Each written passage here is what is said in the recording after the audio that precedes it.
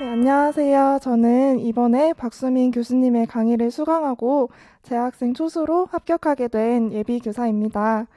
제가 처음 임용 공부를 시작할 때에 두려움이 있었을 때 이렇게 먼저 합격하신 선생님들의 수기를 듣고 많은 도움을 받았기 때문에 저도 이렇게 합격 수기를 준비하게 되었습니다. 먼저 제가 시기별 공부 방법에 대해 말씀드리도록 하겠습니다. 저는 공부를 시작하기 전에 박수민 선생님 카페에서 저와 비슷한 상황이신 재학생 초수 선생님들의 공부 방법을 많이 참고를 하고 제가 1년 동안 어떻게 공부를 하면 좋을지 공부 계획을 전체적으로 세웠던 것 같아요. 그 다음에 개론 공부를 본격적으로 시작을 했는데 저는 1년 동안 거의 박수민 교수님의 말씀해주신 대로 박쌤이 하라는 대로만 하면 합격이다라는 말을 거의 주문처럼 생각하고 공부를 했습니다. 먼저 개론반에서는 1, 2월에 제가 이제 학부를 병행하기 때문에 3월 개강이 시작하기 전에 많은 공부를 확보하는 것이 필요하다고 생각을 했어요. 그래서 이때부터 8시간에서 10시간씩 공부를 하려고 계획을 했습니다. 저는 1학기에는 집에서 공부를 하고 2학기에는 기숙사에서 공부를 했는데 혼자 공부를 하다 보니 좀 자칫 느슨해질 것을 대비해서 유튜브에서 스터디 윗미로 공부 방송을 하시는 선생님들의 방송을 보고 함께 공부하는 습관을 가졌습니다. 또 이때 기상 스터디를 활용해서 다른 선생님들과 규칙적인 생활을 하는 데에도 도움을 받았습니다. 1, 2월부터 저는 고시문과 법 공부도 같이 시작했는데 이때에도 박수민 교수님께서 알려주신 것처럼 누적 복습을 통해서 1일차에 외운 것을 2일차에 1일차, 2일차 공부를 하고 또 3일차에는 1일차, 2일차 내용을 함께 누적해서 복습하는 방식으로 많은 복습을 통해서 암기가 저절로 될 수 있도록 공부를 했습니다. 저는 모의고사 전까지는 인강으로 강좌를 활용을 하였는데 인강 활용 방법에 대해서도 자세히 말씀드리면 먼저 저는 2일에서 3일 정도로 나누어서 강의를 수강을 했습니다. 먼저 1일차 강의를 듣고 나서는 1회차 강의에서 교수님이 말씀해 주셨던 내용을 큰 구조를 잡아서 여기 3쪽에 나와 있는 것처럼 목차 가지치기를 만들었어요. 그래서 예를 들어서 발달 부분을 수강한 후에는 발달에 영향을 미치는 요인 3가지, 발달의 원인 9가지, 발달의 특성 7가지를 배웠다. 이것을 저만의 목차로 만들고 이 부분에서 나왔던 내용이 어떤 것이 있었는지 백지 쓰기를 하면서 복습을 했습니다. 저는 인강을 활용할 때 1강을 수강하면 그 1강이 끝난 직후에 바로 복습을 시작을 했는데 이러한 방식으로 공부를 했기 때문에 교수님께서 어떤 부분에서 어떤 내용을 설명해 주셨는지가 굉장히 오랫동안 기억에 남을 수 있었던 것 같아요. 그래서 저는 인강으로 수강을 하시는 선생님들은 꼭 인강이 끝나자마자 바로 복습을 하시는 것을 매우 추천을 드립니다. 그리고 이때 만들었던 목차 가지치기는 제가 모의고사 반까지 매일 백지 쓰기 공부를 할 때에도 잘 유용하게 활용을 했기 때문에 처음에 선생님들께서 가지치기를 만드실 때 꼼꼼히 만드시는 것을 추천을 드려요.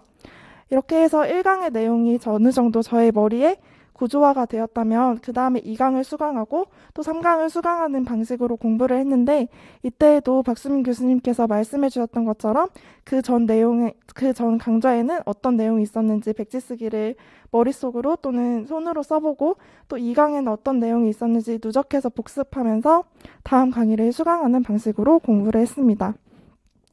또 이렇게 일주일에 백지 쓰기가 완성이 되면 그 주에 교수님께서 나누어지는 확인 문제로 테스트를 하고 부족한 부분은 다시 세워서 복습하는 방식으로 한 주 공부를 마쳤습니다.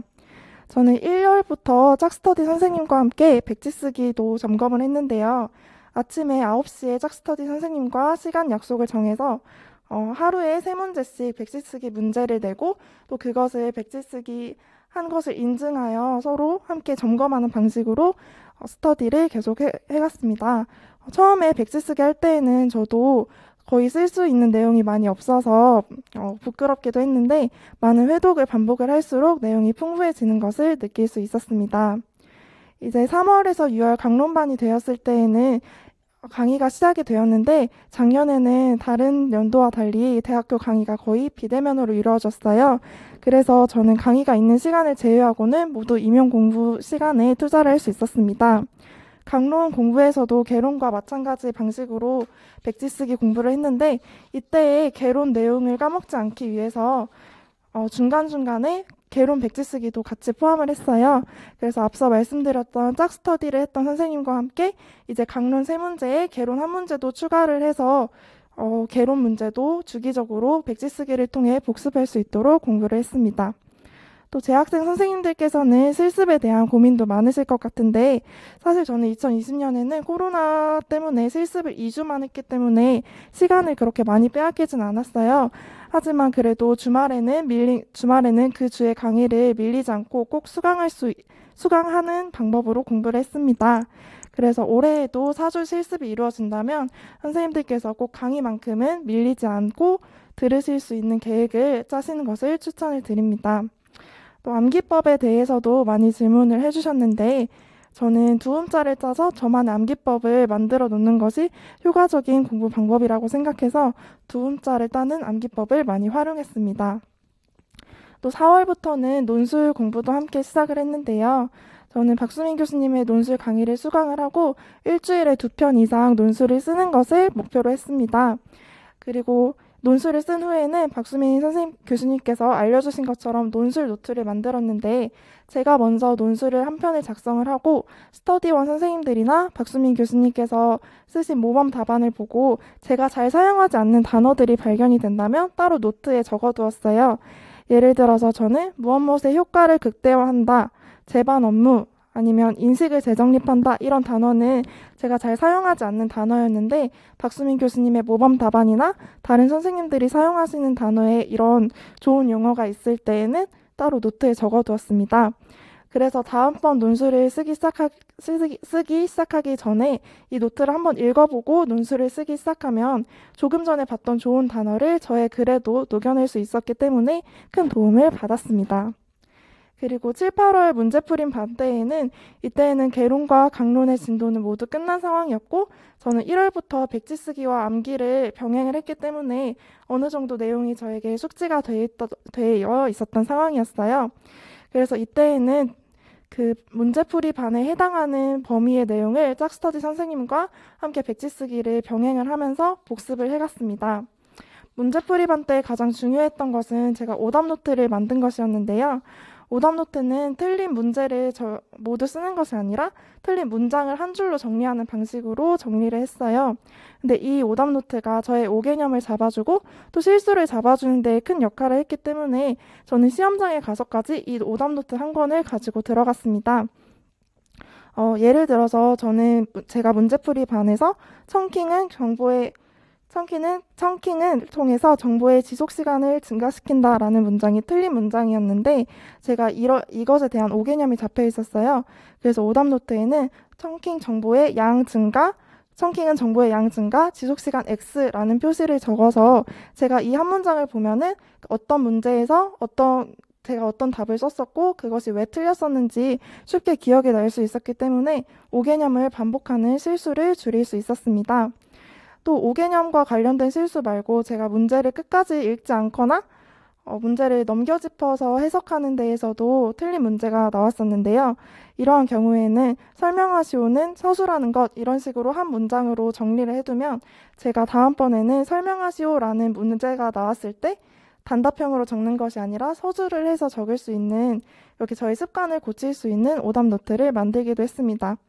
이 오답 노트 역시 아까 말씀드렸던 논술 노트처럼 시험을 보기 직전에 쭉 훑어보고 또 쉬는 시간 같은 때에 자주 훑어보다 보면 저의 오개념을 바로잡을 수 있고 또 실수했던 것을 다시 계속 떠올리면서 다음번에 또 같은 실수를 반복하는 것을 막을 수 있었습니다.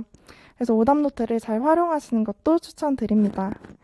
9월부터 10월까지 모의고사 반은 인강이 아니라 직강으로 수강을 했는데 긴장감을 갖고 실전 연습을 하는 것이 가장 중요하다고 생각했기 때문입니다. 그런데 제가 코로나로 인해서 실제 모의고사에 참여한 것은 3일 정도였어요. 그래도 집에서 모의고사 반을 수강할 때에도 실제 시험 시간처럼 시간을 정해놓고 제가 문제를 빨리 풀었다 하더라도 금방 끝내지 않고 실제 시험처럼 계속 검토를 해보고 틀린 문제도 꼼꼼히 고민하는 습관을 들였습니다. 이렇게 실제 상황과 비슷하게 시험 문제를 풀었을 때 실전에 가서도 덜 당황할 수 있을 것이라고 생각했기 때문인데요. 실제로 이러한 경험이 시험장에 갔을 때 시간이 촉박하거나 어려운 문제가 나왔을 때에도 크게 당황하지 않을 수 있는 효과를 가져왔다고 생각을 합니다. 이때 모의고사 시기의 복습 방법은 아까 말씀드렸던 짝스터디 선생님과 계속해서 백지 쓰기 공부를 했는데요. 이때에는 모의고사는 전 범위에서 문제가 나오는 것이기 때문에 아침 9시에 유임정 3권을 앞에 두고 유임정 각 권에서 랜덤으로 한 문제씩 선생님과 백지 쓰기 문제를 냈어요. 전체 범위에서 나오는 것이기 때문에 제가 어떤 내용이 나올지 예측을 할 수가 없었고 또 그것에 대한 개념을 정확히 써야 하기 때문에 혼자 공부할 때에도 전 범위 내용을 골고루 살펴볼 수 있는 효과를 얻게 되었습니다. 또 이때에는 해설서, 놀이 이해자료, 놀이 실행자료에도 함께 백지 쓰기를 병행을 했고 안전과 관련된 문제도 병행을 했습니다. 이 자료들도 개강론과 마찬가지로 처음에는 뼈대를 만들어서 가지수를 적어놓고 그 다음에 백지 쓰기를 누적 복습해서 쓰는 방식으로 공부를 했습니다. 또 이때 정말 모의고사 점수에 연연하면 안 된다는 이야기를 많이 들었지만 연연을 할 수밖에 없었던 것 같아요. 하지만 선생님들께서는 꼭 점수에 연연하지 마시고 우리가 실제 시험 전에 이런 실수를 발견해서 다행이다. 오개념을 발견해서 다행이다라는 생각으로 앞서 말씀드렸던 오답노트에 꼭 한 줄을 더 추가할 수 있는 것에서 다행이라는 마음을 가지셨으면 좋겠어요. 저도 시험장 가기 1주, 2주 전까지도 틀린 문제가 계속 나와서 정말 많이 좌절을 했었는데 절대 그러실 필요가 없다는 것을 말씀을 드리고 싶었습니다. 또 이때에는 이제 시험에서 서술형이 많이 나오는 경향이 있다는 말을 들어서 서술 스터디도 병행을 했는데 이때는 4명의 스터디원 선생님들이 요일별로 범위를 정해서 예를 들면 자아중심적 사고란, 신체적 접근법이란 하는 방식으로 문제를 내면 그것에 대한 정의를 한 줄 내지 2줄로 써서 인증하는 스터디였습니다. 이것을 통해서 제가 어떤 개념을 알고 있었지만 사실은 정확히 알고 있지 않았던 개념들도 있었다는 것을 발견할 수 있어서 도움이 되는 스터디였습니다. 저는 이렇게 또 1학기, 2학기 모두 집에서 그리고 학교에서 혼자 공부를 했기 때문에 의지가 나약해지지 않기 위해서 여러 가지 스터디를 많이 활용을 했어요. 여기 8쪽부터 스터디에 관한 내용을 정리해놨는데 먼저 법 스터디에서는 1월부터 교수님께서 나누어 주시는 자료를 각 조항별로 나누어서 외우고 또 밴드를 활용해서 스터디원 선생님들끼리 문제를 내고 빈칸 문제를 내는 방식으로 공부를 했습니다. 안전 스터디 역시 짝스터디 선생님과 함께 진행을 했는데요. 요일별로 예를 들어 월요일은 영양, 화요일은 성폭력 예방 이런 식으로 범위를 나누어서 백지 쓰기 문제를 내거나 또는 빈칸 스터디를 하는 방식으로 공부를 했습니다. 또 기상 스터디와 플래너 인증 스터디는 아침에 일어나서 스터디 플래너에 하루 계획을 적고 스터디원 선생님들과 그것을 공유하고 또 스타바츠에 찍힌 하루 공부 시간을 공유하면서 서로 자극을 받을 수 있었던 스터디였습니다. 저는 꾸준히 10시간에서 12시간 공부를 하려고 했는데 일주일에 한 번씩 공부 시간이 많이 낮아지는 날도 있었어요. 하지만 이 스터디를 통해서 다른 선생님들도 열심히 하고 계신다는 것에 대해서 자극을 받고 도움을 받았던 스터디였습니다. 논술 스터디도 앞서 말씀드렸던 것처럼 다른 선생님들의 좋은 글을 보고 좋은 글귀를 얻을 수 있었기 때문에 도움이 되었고요. 헤이시 스터디 역시 앞서 말씀드렸던 방식들과 비슷한 방식으로 밴드를 통해서 빈칸 문제나 서술형 문제를 출제하고 서로 공유하는 방식으로 공부했습니다. 마지막에는 구술 스터디도 병행을 했는데 이제 백지 쓰기가 너무 지루해졌을 쯤에는 친구와 전화 통화를 통해서 수세기 원리는 어떤 것이 있었지? 수세기 원리 그것의 의미는 무엇이지? 라는 식으로 말로 내가 알고 있는 것을 설명할 수 있었기 때문에 도움이 된 스터디였습니다. 또 여기 19쪽 아래에 나와 있는 것이 제가 쭉 말씀드렸던 백지 쓰기 스터디인데 1월부터 모의고사 시즌까지 가장 도움이 많이 되었던 스터디였어요. 이렇게 첨부된 사진처럼 아침에 문제를 출제하고 그에 맞는 쪽수까지 적어서 바로 정답을 확인하고 자신 스스로 자기 답을 채점해 볼 수 있게 하는 스터디로 도움을 받았습니다. 마지막에 나와 있는 스터디는 아까 모의고사 반에서 공부했다고 말씀드렸던 서술 스터디였고, 이 스터디 역시 제가 정확한 개념을 짚을 수 있도록 도움을 받았습니다. 2차 준비 방법에 대해서 말씀을 드리면 저는 1년 내내 교수님의 말씀을 법처럼 여기고 공부를 했기 때문에 1차 시험이 끝나고도 절대 채점을 하지 않았어요. 그래서 먼저 2차 강의를 수강을 하고 유형별 틀을 외운 다음에 모범 사례를 바탕으로 저의 수업을 구성을 해보았습니다. 재학생 선생님들 중에 수업이 바로바로 잘 구성되는 선생님도 계실 테지만 저처럼 수업 경험이 많이 없어서 수업이 잘 구성되지 않으실 수도 있을 것 같아요. 그래서 저는 모범 사례 영상으로 올라오는 선생님들의 발문을 모두 타이핑하고 또 제가 그 선생님들의 발문을 따라서 연습을 해보는 방식으로 먼저 공부를 시작을 했습니다. 또 이때는 1차 시험이 끝난 직후라 정말 마음 잡기가 힘드실 수 있는데 나중에 1차 합격 이후에 이 시간이 정말 저는 열심히 하지 않은 것이 정말 후회가 되었어요.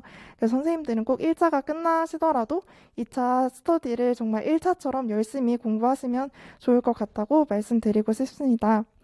1차 발표 이후에 진행했던 2차 스터디에서도 정말 제가 수업 구상이 잘 되지 않아서 매일 눈물바다를 잃었던 것 같아요.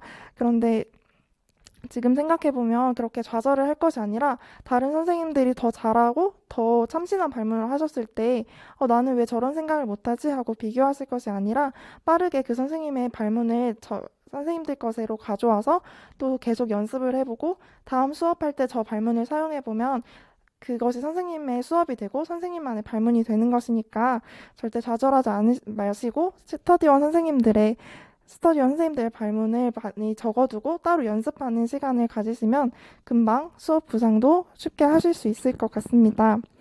또 이때에는 저의 수업 영상뿐만 아니라 유튜브에 올라오는 많은 수업 복귀 영상들도 살펴보고 또 카페에서 다른 선생님들이 복귀해주신 영상들을 보면서 내가 생각하지 못한 다른 수업 구성 방식은 어떤 것이 있는지, 다른 좋은 발문은 어떤 것이 있는지 많이 모으려고 했습니다.